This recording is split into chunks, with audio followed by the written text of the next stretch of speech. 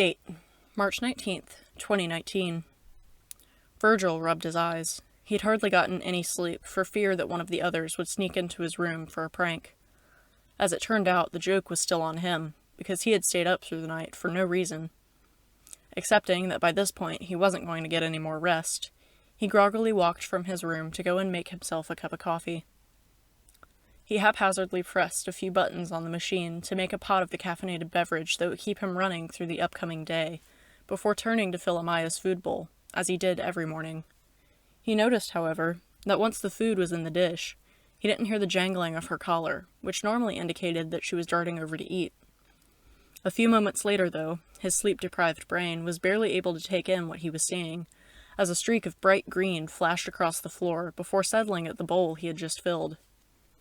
After a second, he realized that the lime-green floof sitting before him was his normally elegant, black kitten. Amaya? At her name, she rolled around to face him, and with the confirmation that it was his cat before him, he was suddenly awake. What the hell happened to you? Allowing her to return to her breakfast, the fight-or-flight reflex stormed back up the stairs. It wasn't even 5 in the morning, but he didn't care. He slammed his hands on each of the others' doors. Roman, Logan, Patton, get out here now! He could hear disgruntled noises coming from beyond the thresholds, but he didn't relent, continuing to knock and shout until the others appeared from their corners of the Mind Palace. Logic was the first to speak, his glasses off-kilter. Ha ha. Really funny prank to wake us up so early. Was there a point to this one hot topic, or do you just want us all to be as sleep-deprived as you are? Princey clearly didn't take well to the literal rude awakening. He glared at all of them. Fess up now, and I will go easy on you for the next prank. Morality gave him a concerned glance.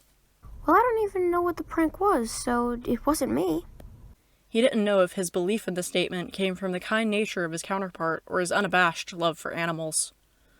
I must concur with Patton. I don't know what the prank is either, so I can't say that it was me. I've set a couple up around the mindscape, so if you set one of them off, I apologize. No. This wasn't a prank that could just be set off by a tripwire or something. This was premeditated. So I'll ask this. He let his piercing gaze sweep over them. Which one of you had the gall to turn Amaya green? They all gave him a genuine look of shock, but it was the creative side who piped up. It certainly wasn't me. You care more about that cat than you do yourself. I wouldn't do anything to her for fear of my own safety. Plus, we're in an alliance. As he finished, the patter of paws on the stairs drew their attention, and soon a lime-green Amaya poked her head around Virgil's ankles, clearly drawn from the sound of her name. Amaya, sweetie, what happened to you? The father figure seemed horrified at the prospect of dyeing the poor animal's fur, and judging by the looks in the eyes of the others, they felt the same. Suddenly, he felt both bad and enraged. As it turned out, none of his colleagues had touched the cat, but rather his host. Not saying a word, he sank out of the Mind Palace and into the real world. He was hardly aware that the others had swiftly followed him, as he made his way up the darkened staircase, rapping his knuckles endlessly on one of the doors. This time a voice quickly followed the action. Who's in my house? The sides. So get downstairs now. Not giving the online personality a chance to protest, he turned on his heel and marched back down the steps to his place with the others. Pray tell, what is going on? He turned to face the intellectual, who had apparently straightened his glasses. He didn't have a chance to explain before Thomas began stumbling down the stairs. Guys, it's 4:30 in the morning. Could this not have waited a few more hours? The cheerful trait glanced over to him, obviously trying to somewhat diffuse the situation. We're here because Amaya has been turned green. The YouTuber glanced around at them. Okay, so you caught on to the prank. Again, why couldn't this have waited a few more hours?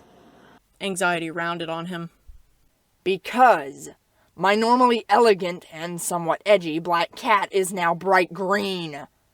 Suddenly, their host's eyes grew wide. Hold on. Did you say your cat? He merely nodded in response. Oh, I thought the cat was Patton's and he would find the prank funny. He finally dared to meet the gaze of the negative aspect. I wouldn't have dyed her green if I'd known she was yours. He gritted his teeth. Okay. Even if I forgive you for turning her green, here's what I want to know. What did you do with her collar? I took it off of her so I wouldn't get dye on it. He glanced back up the steps. I must have left it on the bathroom counter. I'll go get it. He stood, but before walking to find the trinket, he looked to Thomas in confusion. If you had to take Amaya's collar off, how did you not know she was my cat? He tilted his head slightly. How would I be able to tell that from a collar? The darkest facet simply shook his head and started up the stairs. When he reached the bathroom, he quickly identified Amaya's collar, as it was the only purple thing in the room, and began making his way back to the others. Once he was in sight, he tossed the collar to Thomas. Just from the collar, can you tell she's my cat? He looked over the trinket. Well, it's He came to an abrupt halt as he turned the tag around so he could read it. purple, and the tag is shaped like a storm cloud with a lightning bolt.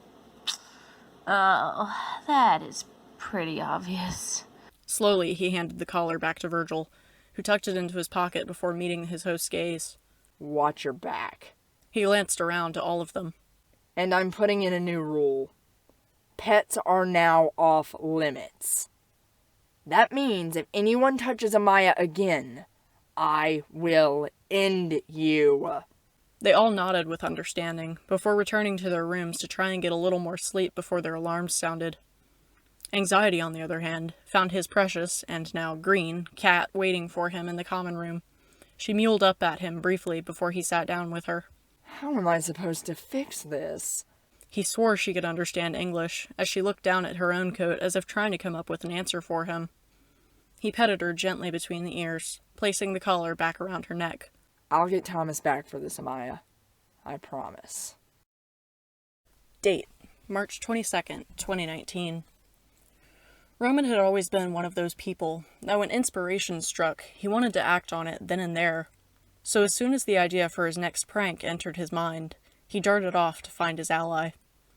As it turned out, Virgil would be the perfect accomplice for his newest ploy, so now he just needed to work out the details with him, and the prank would be underway. Knocking on his bedroom door, he shifted from foot to foot in anticipation, hoping that his friend would answer sooner rather than later. After a few moments, anxiety opened the door. Yo, what's up? I have had a brilliant idea for a prank, but I'm gonna need your help to pull it off. He nodded with a smirk. Okay. Well, I know for a fact that Patton and Logan are in their rooms, so let's go down to the commons and talk there. Once they were in the common room, the darker side just sat down on one of the sofas and looked at him, clearly waiting for an explanation. Okay, so this prank is going to get everyone. He lifted an eyebrow. Define everyone. Patton, Logan, Thomas, Joan, and Talyn. Okay. You've caught my interest. He glanced over to the stairs briefly. So, what's the plan? I bought 12 remote-controlled alarm clocks, and this is where you come in. You can teleport, so I need you to go into everyone's rooms and hide 3 alarms in each room, along with the camera. The fight-or-flight reflex just nodded, waiting for him to continue. Once they are all in place, we will wait in a hidden location and set off the alarms one by one, all while recording their reactions on the hidden cameras. It shocked him that his colleague actually smiled. Okay. When are the alarms going to go off? I want the others to have time to just barely fall asleep between them, so I propose that we do it like this. We set off one for the first target, when they turn it off, we go to the next target, and by the time we get through everyone, the first target will be asleep again, so we hit them again. He had to stop, so he wouldn't start laughing. Ideally, by the end of the night, we will have gotten everyone 3 times. I'm down for that. But here's what I'm going to need you to do.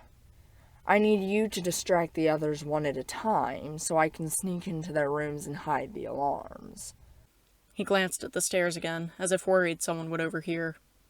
I'll remember where I hid them all and tell you when we reconvene. He paused for a moment. The hardest is going to be Thomas, Joan, and Talyn, because we have to distract them in the real world. I have an idea. For them, I will hide the clocks while you distract them. He was given an odd look, but the plan was clear in his mind. You use your teleportation skill to show up outside the front door, then you take the form of Valerie or Jamal. From there, you act like you just decided to drop by on the way to another location. Talk to them outside while I hide the alarms, and then pretend to leave before returning to the Mind Palace. Virgil had to admit that hiding the alarms had been surprisingly easy, so now it was a waiting game. The trickster duo had set the cameras they had hidden to play on-screen in the movie room. Everyone seemed to be settling in for the night, but their prank wouldn't start for at least another 2 hours.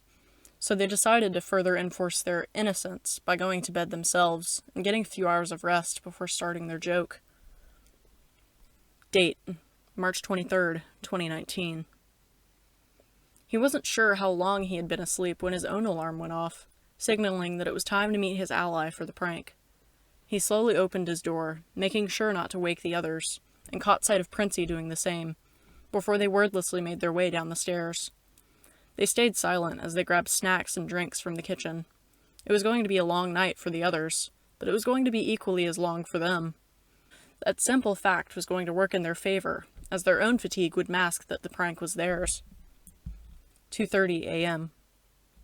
Once they were in the movie room, the fanciful trait glanced over to him. So, who should we get first? I'm still mad at Thomas for dying Amaya, so let's go with him. He picked up the remote and flicked over to the camera that had been placed in the room of their first target. He then took his small black notebook and jotted down the time. Alright, so we need to wait until at least 3 to set off the second alarm in Thomas's room. They both chuckled as the lighter of the two pressed the button, and beeping began to emanate from their host's closet. For a moment he remained still, but his voice quickly rose into the air. What the heck? He tried pressing the button for the alarm that resided on his bedside table, but he seemed to realize that it was not responsible for the noise. Sitting up, he glanced around the room. Oh, come on. This is a low blow. Even for a prank. His eyes locked onto the closet before groggily tossing his covers away. Opening the door, he rummaged through what appeared to be clothes for another 30 seconds before finding the alarm and cutting it off. He sighed deeply as he returned to bed, clearly under the impression that the prank had ended. 2:37 a.m. Anxiety wrote the time down before glancing to his friend. Okay, your turn to choose the next target. We don't want to wake Thomas by pranking Joan and Talyn yet, so let's go with Logan. He appeared thoughtful for a moment. Where did you hide the first alarm in his room, anyway? He dared to laugh. I may or may not have tangled it in the wires of his computer. Some revenge for the factory settings joke he pulled on us a while back. Smiling, they flicked to the camera of their next target, and Roman pressed the button on his remote. Logic was still one of the deepest sleepers, so it took him upwards of 45 seconds to be roused by the incessant beeping. He sat upright as if it were actually time for him to get up, but even without his glasses, he seemed to realize that the sky outside his window was much too dark. He glanced around the room, clearly trying to find the source of the noise, but quickly reached for his spectacles as his eyes didn't serve him. Getting up, both of the aspects sitting in the movie room doubled over with laughter.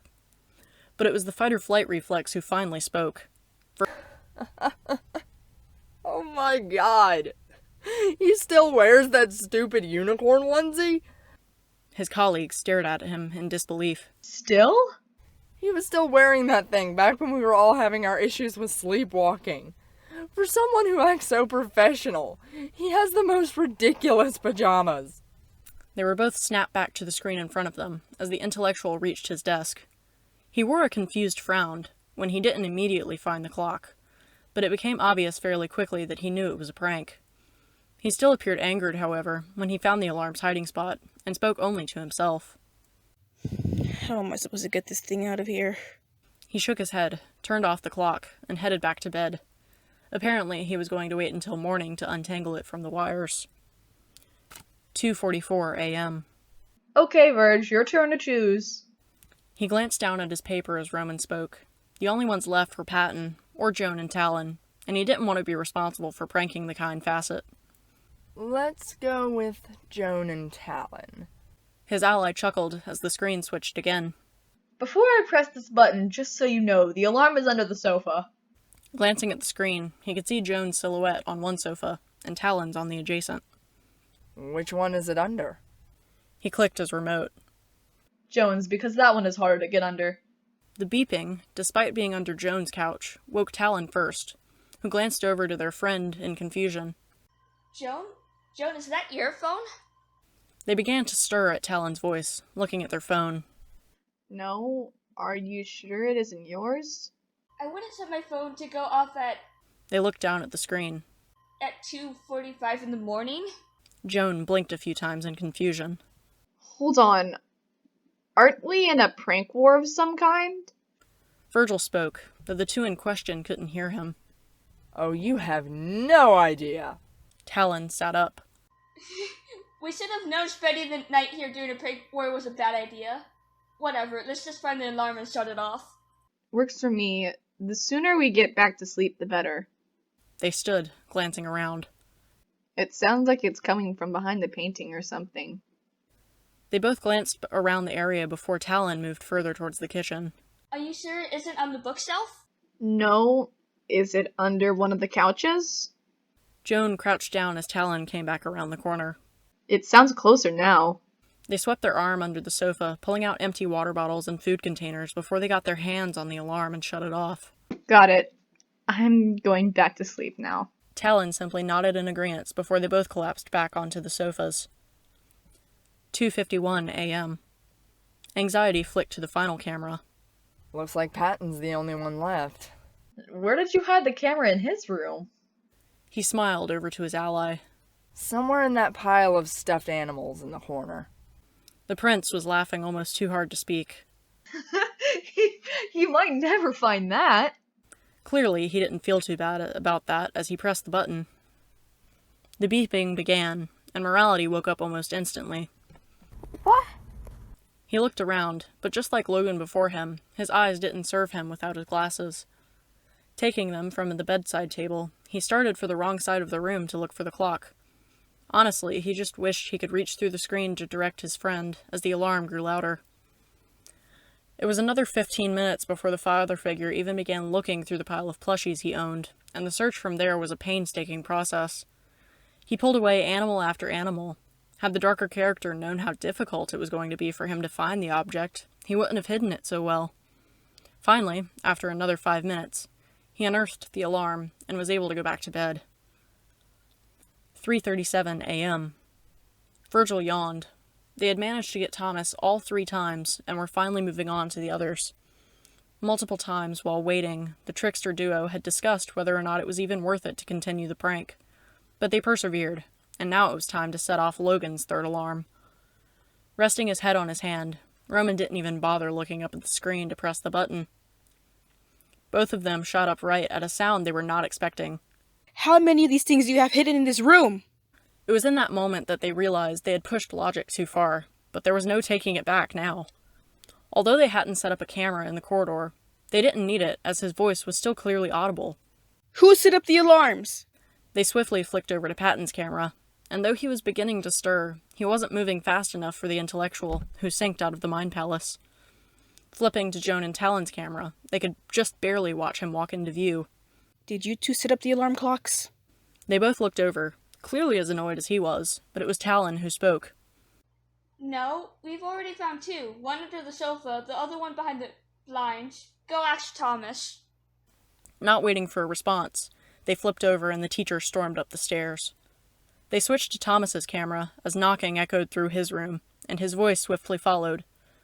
You've already set off 3 alarms in my room. Will you let me get any sleep? He walked over to the door and appeared stunned to see the teacher standing before him. Logan, was this you? He shook his head groggily. It was then that another voice joined the fray. It wasn't me either. I've hardly gotten any sleep. Though they couldn't see him, the tone was clearly Morality's, but from the looks of it, the other two were growing increasingly angrier. Aren't Roman and Virgil in an alliance? This seems like something they would do. They barely heard the academic say he was going to kill them, as they shared a glance and darted back to their own rooms to pretend to be asleep. He had only just laid down in his bed when he heard footsteps in the corridor, closely followed by a voice. Roman, Virgil, get out here now! He stepped out of his room, pretending to rub sleep from his eyes, and noticed his ally doing the same. What the heck is this? Patton was the only one not glaring at them, but Logan was fuming. Just go ahead and admit that you guys set up all the alarm clocks. Both of them stared at him in mock confusion, but it was the fight-or-flight reflex who spoke. Dude, just because we're in an alliance doesn't mean this was us.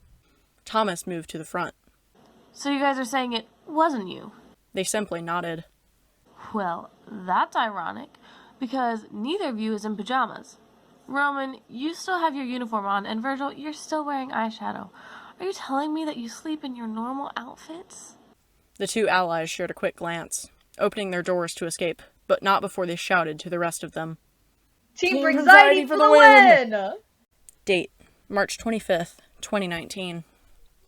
It was all Patton could do to keep his giggles inaudible, as Logan tied the handles of both Roman and Virgil's doors together. Their rooms were directly across the hall from one another, and since they were yet to wake up, it left them as targets. The two in the corridor agreed to leave enough slack in the rope so that one of them could open their door enough to peer out, but not enough to escape. As soon as he had finished, Logic walked back over to him quietly. So, how are we going to get them to take notice at the same time? Like this. He took a deep breath, allowing his voice to break with fake fear. Roman, Virgil, help! Logan fell down the stairs. The pair waited in silence, listening to the panicked sounds which echoed from both rooms.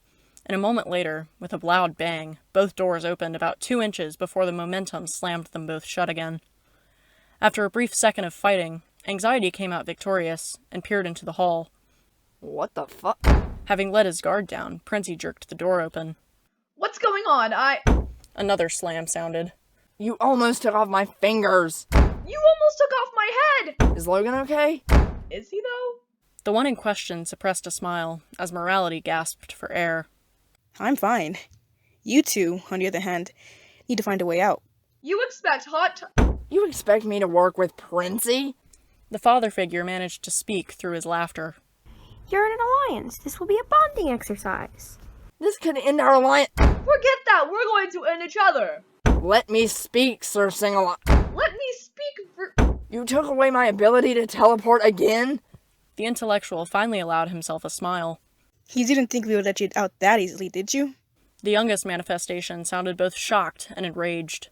Stop taking away my abilities and— Great, now even Virgil's freaky teleport skills can't get us out of here. Who are you calling freaky? The prince seemed to be growing increasingly frustrated. Can we just have a proper conversation? And how do you propose we do that? Stop closing the door in each other's faces! Well, how else are we supposed to talk? The second eldest glanced over to him. Should we leave them? He glanced at the arguing duo. Are you sure they won't hurt each other? I doubt it. And even if they do, according to Virgil's rules, if they do, all we have to do is apologize for the injury. He turned towards the stairs. That being said, let's go make breakfast. Virgil watched as Patton and Logan headed for the stairs. Where are you two going? As he growled the last word, he heard Roman's muffled voice calling out a similar query, and he was beginning to rethink his alliance. Jerking the door, he shouted partially to his trapped friend, but to the ones who were now walking away. How are we supposed to get out? Damn it, Roman!